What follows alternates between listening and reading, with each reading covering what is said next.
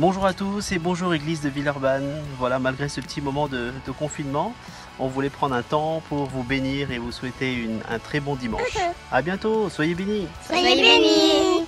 Bonjour à tous et merci à la famille Victoire pour ce message, c'est vraiment bon d'avoir de vos nouvelles. Voilà, donc nous nous retrouvons pour ce 4e culte en ligne et même si nous n'avons pas l'occasion d'être physiquement réunis, c'est vraiment une joie pour moi de vous accueillir pour ce temps privilégié qui nous permet de continuer à vivre l'Église. Chacun dans sa maison, mais tous connectés ensemble et avec notre Seigneur. Nous aurons un temps de louange, un message apporté par Michel Rivier et aussi un temps de témoignage. Donc j'espère que vous êtes bien installés chez vous, peut-être avec un bon café ou une bonne tasse de thé et je vous invite vraiment à profiter de ce temps de culte. Voilà, prenez soin de vous. Ah oui, et la famille Landel se porte bien. À mon tour de vous saluer et de vous saluer au nom du groupe Louange. J'espère que vous allez tous bien. On pense bien à vous dans la semaine. On est content de lire un peu les commentaires sur ces vidéos YouTube. Je veux vous inviter tous ce matin chez Jean-Pierre qui est en famille et qui va nous amener dans la louange avec ses frères et sœurs. Merci à eux tous. Une petite pensée avant de démarrer, juste se souvenir que en ces temps où tout est un peu chamboulé, où tout est inhabituel, il est solide comme le roc et c'est vers lui que nos regards se tournent. Donc oublions qu'on n'est pas tous les uns avec les autres et oublions qu'il y a un écran là comme ça devant nous, puis juste se laisser porter. À tout à l'heure.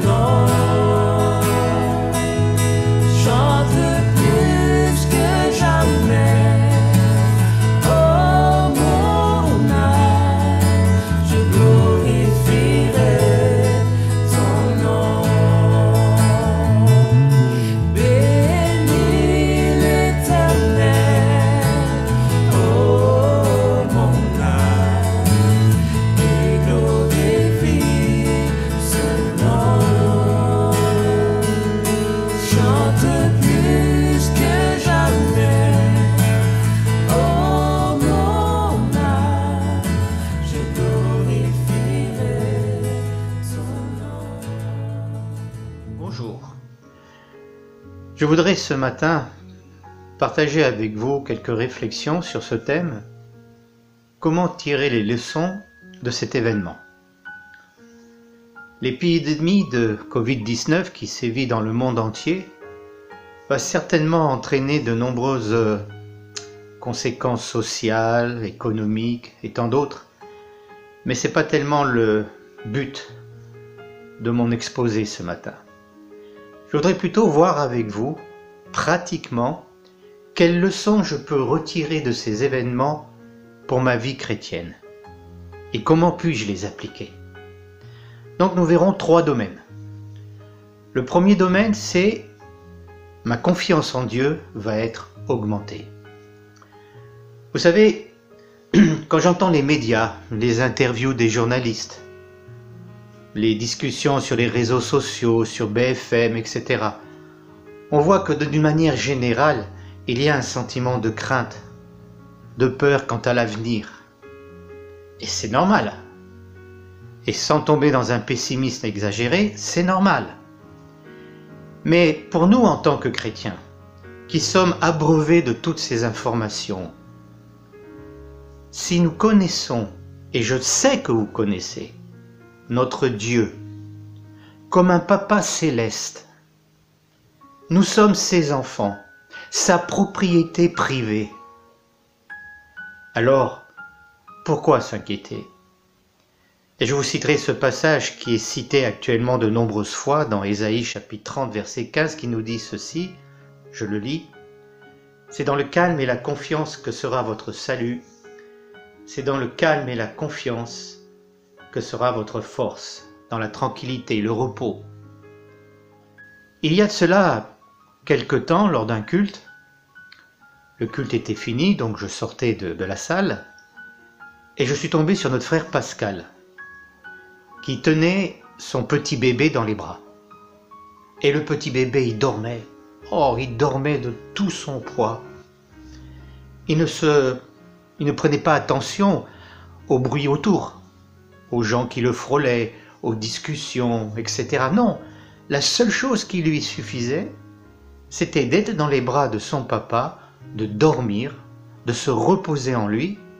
Et Pascal, on voyait bien, il serrait son enfant avec ses grands bras.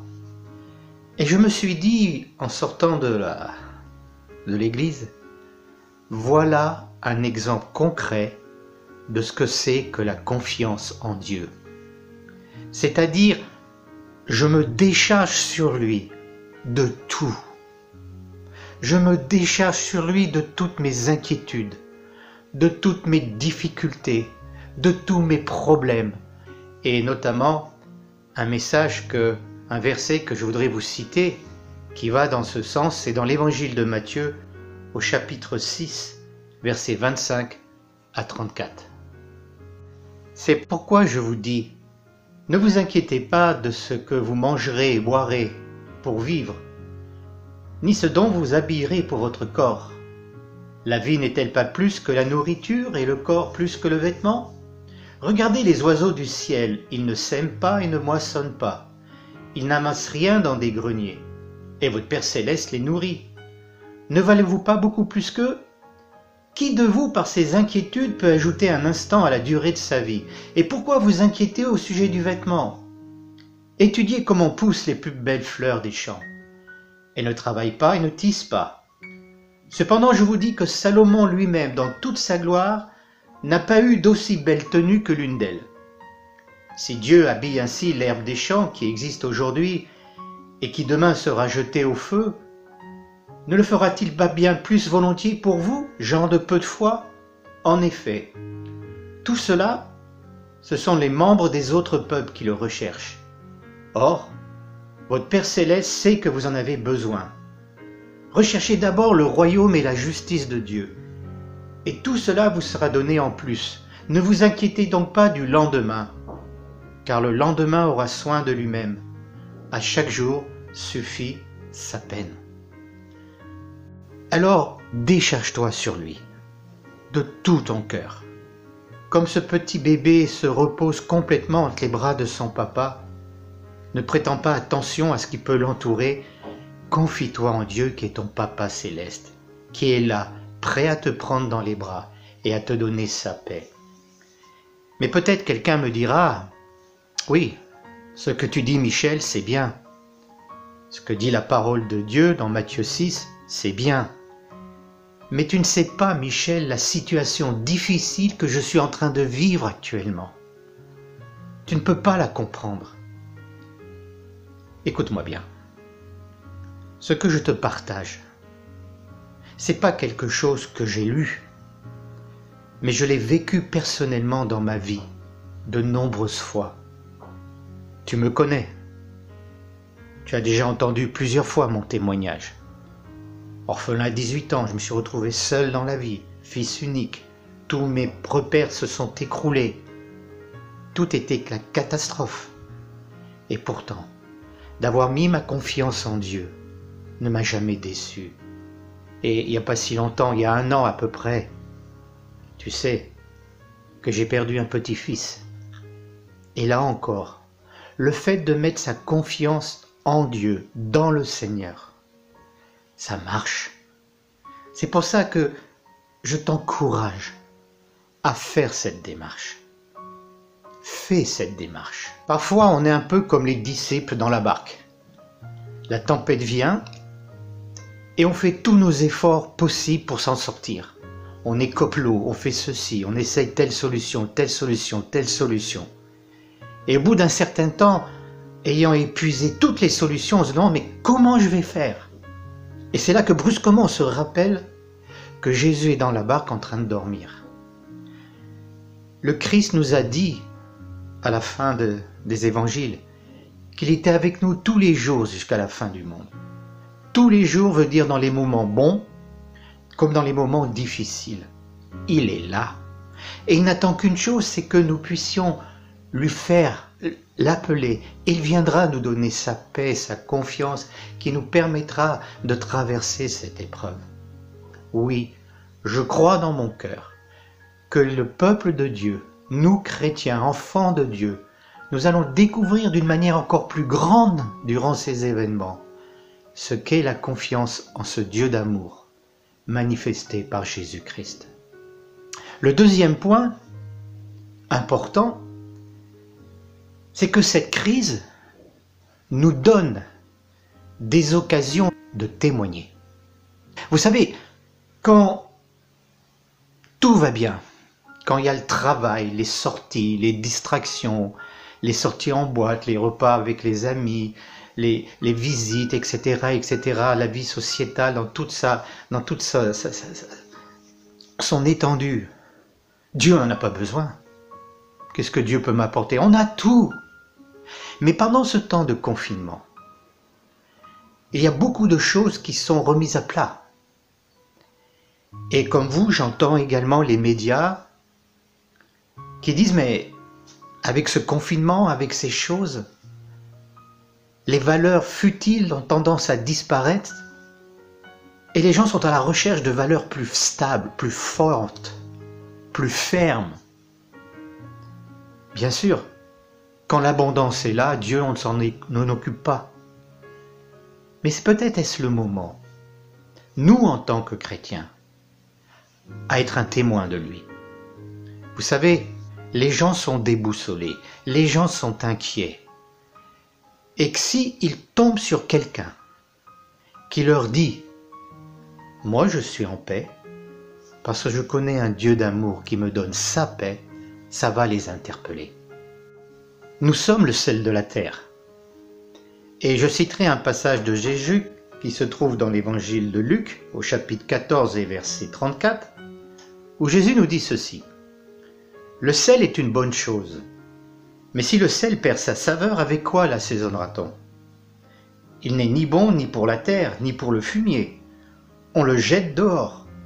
Que celui qui a des oreilles pour entendre, entende. » Waouh! Ces paroles sont dures dans la bouche de Jésus. Mais dites-moi, nous sommes le sel. Je suis le sel. Vous êtes le sel. Nous sommes tous le sel de la terre. Et le sel est là pour saler, pour apporter la pureté, pour purifier. Et nous avons une responsabilité extraordinaire. C'est d'utiliser les occasions que Dieu va nous donner pour parler de lui. Alors, sortez votre drapeau. Je sais très bien que lorsque je vais reprendre le travail, Dieu me donnera des occasions où je pourrai aller vers les personnes, avec sagesse, bien sûr, où je pourrai aller vers elles en leur dire « Oui, c'est vrai, j'entends bien vos conversations, c'est difficile, je suis d'accord. Mais vous savez, je connais un Dieu qui donne vraiment sa paix quand nous le mettons notre confiance en lui. Et ce Dieu, il a un nom, c'est Jésus-Christ. Je crois que l'Église, avec un grand E, est un carrefour. Soit elle saisit son drapeau et elle apporte le témoignage vivant de Jésus-Christ. Et Dieu va bénir. Soit elle reste neutre. Elle passera à côté. Je crois que c'est Daniel qui nous disait que cette année 2020, c'est l'année de la croissance. Mais comment une église peut-elle grandir si nous, simples membres, nous ne parlons pas autour de nous de ce que Dieu a fait dans notre vie en nous donnant sa paix? C'est pas possible. Je crois que Dieu nous donnera à tous et à toutes des occasions de dire à nos compatriotes, à nos collègues de travail, à nos amis, de leur dire « Oui, c'est vrai qu'il y a des temps difficiles, mais tu sais de connaître Dieu, un Dieu d'amour, un Dieu proche de nous, qui nous donne sa paix, ça m'aide beaucoup. » Et ça va les interpeller, parce qu'ils te diront « Mais tiens, c'est bizarre, t'es pas comme les autres. Qu'est-ce que tu as de plus ?» Oui, je crois vraiment que, comme deuxième leçon, être un témoin du Christ est important. Dieu t'a choisi, là où tu es, dans ton travail, dans ta famille, dans ton boulot, là où tu es, c'est pas le hasard si Dieu t'a placé là, c'est pour être un témoin, être le sel de la terre. Alors, quand tu reprendras le travail, pense à ce que je t'ai dit. Et tu verras que le Seigneur te donnera les occasions et la capacité à dire la raison de cette foi et de cette paix. Et une dernière chose, de ce deuxième point, c'est que quand la crise sera finie, vous aurez pris tellement l'habitude de parler et de témoigner, saisissant les occasions que Dieu peut mettre devant vous, qu'après de pouvoir parler, témoigner de Dieu, eh bien cela deviendra aussi naturel que se manger ou que se laver. Et Dieu vous utilisera par la suite. Ça, c'est important. Troisième point. Le confinement dans lequel nous vivons depuis 2 semaines est une occasion merveilleuse pour notre croissance spirituelle. Je m'explique. Le confinement a entraîné une coupure dans notre train-train quotidien. Et nous voilà chez nous.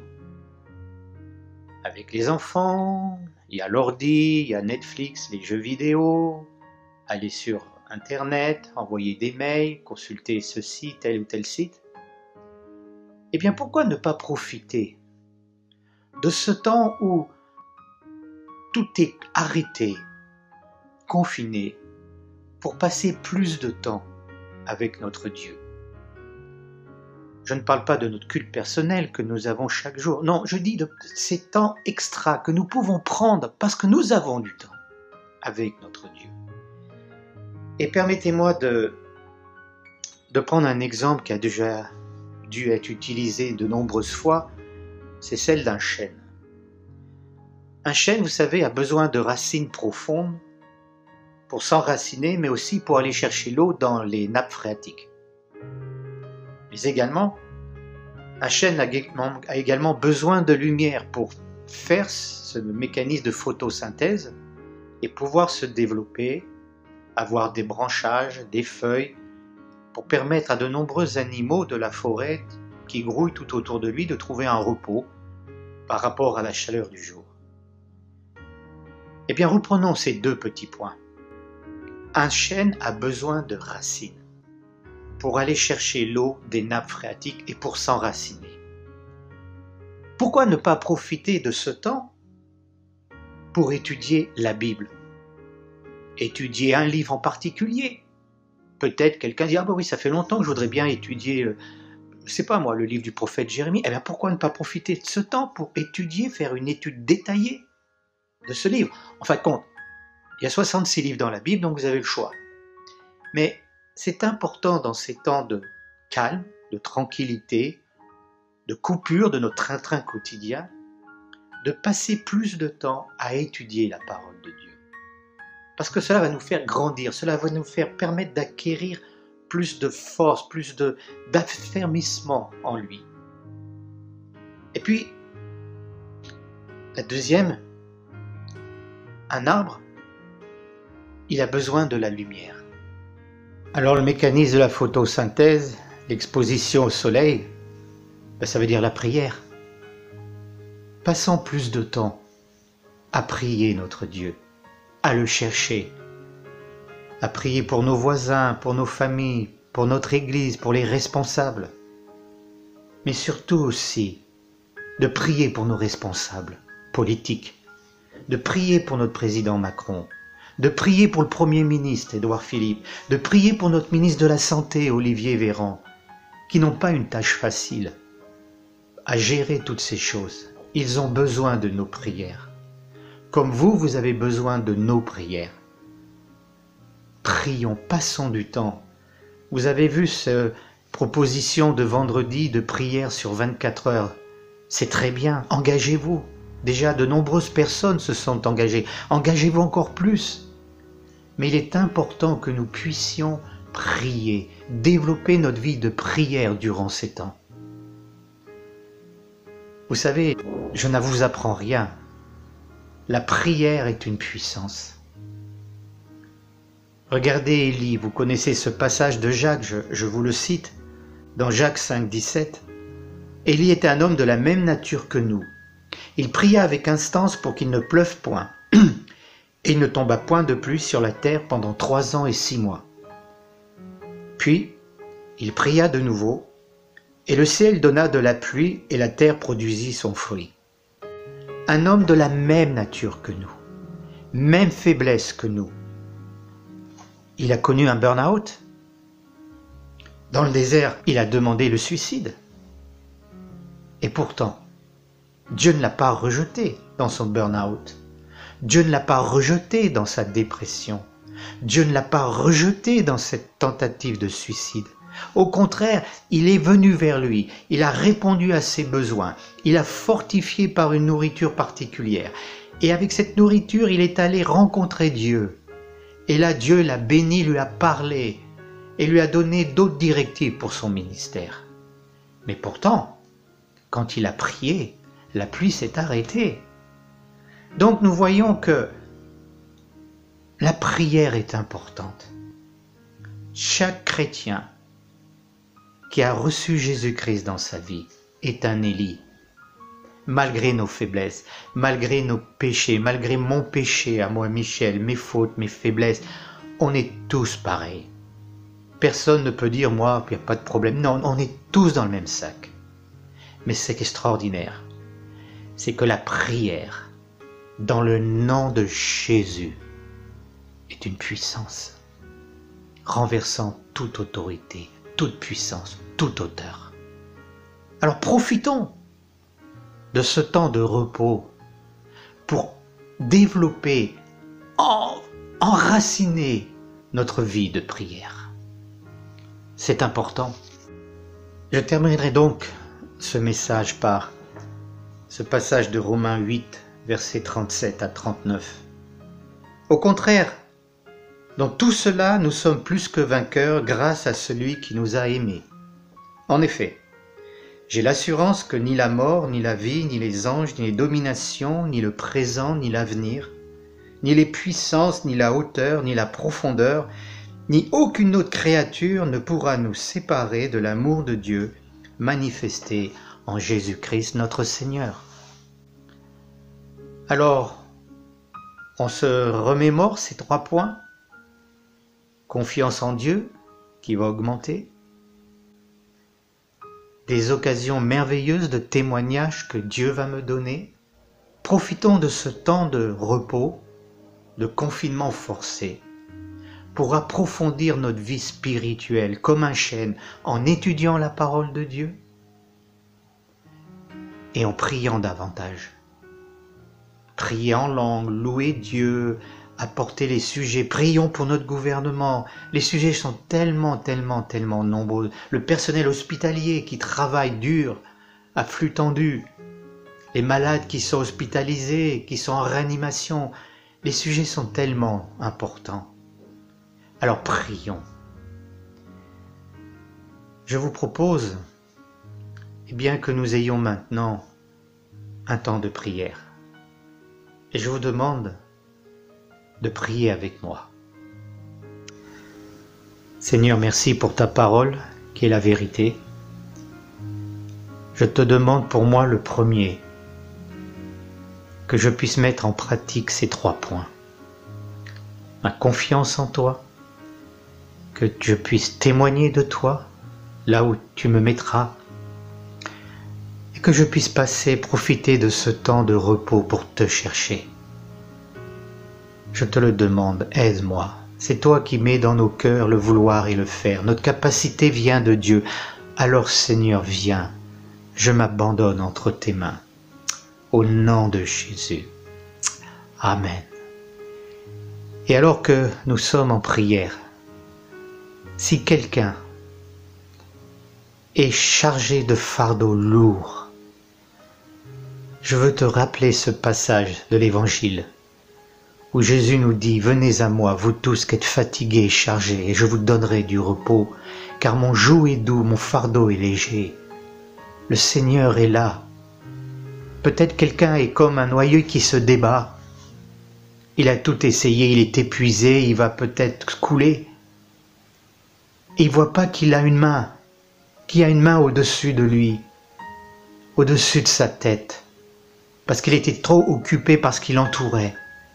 Et cette main, c'est celle de Jésus. Il suffit que tu tendes ta main, que tu prennes ce bras d'amour, et il va te sortir de l'endroit où tu es. Oui, Dieu t'aime, mon frère. Dieu t'aime, ma sœur.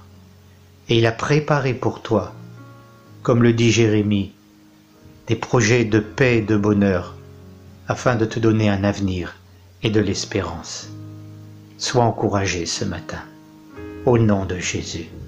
Amen. Bonjour Église. Je suis rentrée il y a quelques jours, presque quelques semaines maintenant d'Angleterre pour mes vacances de printemps et j'étais contente de me dire ah là là, dimanche je vais pouvoir aller à l'église. Et puis à peine quelques heures après être arrivée sur le territoire français, le confinement a été déclaré.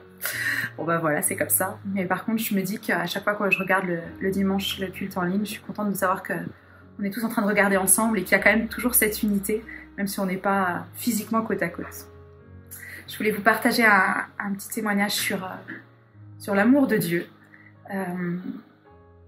En fait, donc pour ceux qui ne savent pas, je fais une école biblique dans le sud de l'Angleterre, là, depuis octobre. Et puis j'avais pris vraiment cette bonne habitude de me lever 1 heure plus tôt pour prendre du temps pour lire ma Bible, pour prier.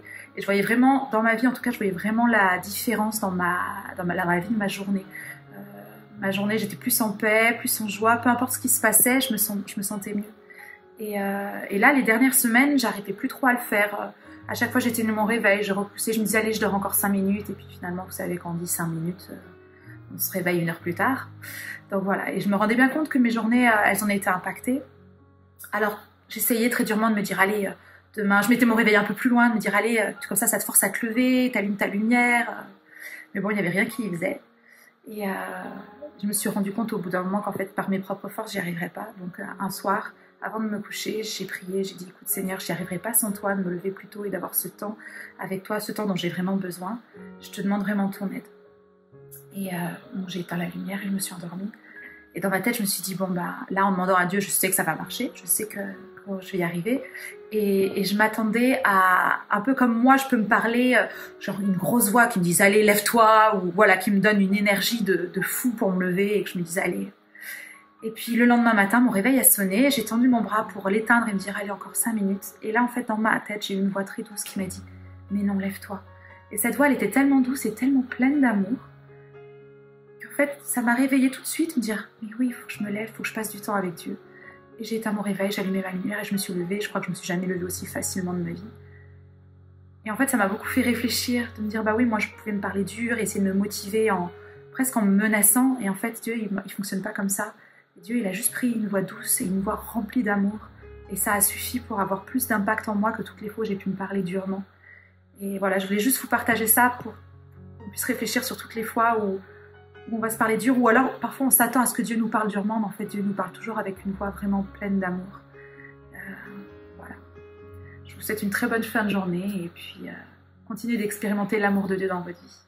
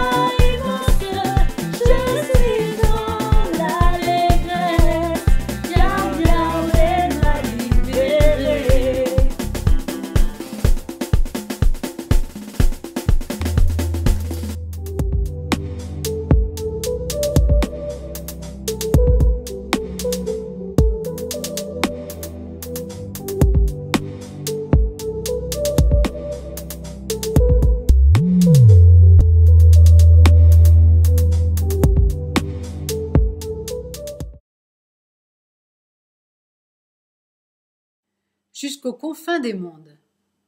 Autrefois, ils sont partis.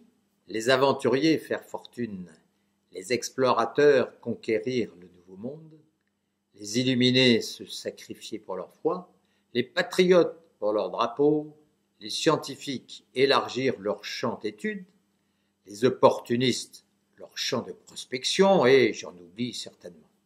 Tous, ils sont partis jusqu'aux confins du monde, traversant les mers, la jungle, les déserts, suivant chaque rivière de sa source à son estuaire, bravant les barrières de la langue, de la culture, de la maladie, de la soif, de la faim, du doute. Parfois, ne trouvant pas ce qu'ils partaient chercher, parfois, trouvant ce qu'ils ne cherchaient pas, tous ils sont partis. Nous, aujourd'hui, sans aller loin, de gré et de force, sur ce chemin incertain du destin, sommes embarqués à la fuite de nos semblables. Pas si semblables que ça. Les différences nous assaillent jusque-là, jusqu'aux confins du pardonnable. Les paresseux, les belliqueux, les passionnés, les renfermés, les accros de l'info, les inconscients, les impatients, les addicts de la statistique, les fixettes de la lingette, les désespérés, les ratatinés, les amoureux, les frileux, les dingues du caddie plein, les malades, les oubliés des EHPAD, les optimistes, les je m'en foutistes, les bavards inépuisables, les taiseux incontrôlables, les naïfs, les directifs, les réfractaires, les solidaires. Tous embarqués au sauve-qui-peut général et radical pour rattraper le temps, jusqu'aux confins du dépouillement. Sans travail, sans école. Sans magasin, sans câlin. Sans poignée de main, sans poignée de porte. Sans mouchoir, sans échappatoire. Sans cinéma, sans bar tabac. Sans horaire, sans bibliothécaire. Sans visite et sans limite sur l'ordi. Embarqués au branle-bas de non-combat jusqu'aux confins de l'instant présent. Instant précieux de lecture sans mesure, d'un bol d'air en solitaire, sensibilité à une voix connue sans visage, un visage juste en image. Place aux mots pour dire notre abordage au potentiel jusqu'aux confins de l'essentiel. Invention, communication, méditation, nouvelle résolution. Incessante question de la fragilité de l'homme. Somme peu de choses en somme. Parfois démonstration de sa ténacité face à l'adversité. Alors, embarquer avec soi-même, en vérité, jusqu'aux confins de l'inexprimé. Nous, les confinés. Bonjour à tous, on est très content de pouvoir vous faire un petit coucou de Rieux. Avec le soleil plein les yeux. Que le Seigneur vous bénisse. Amen.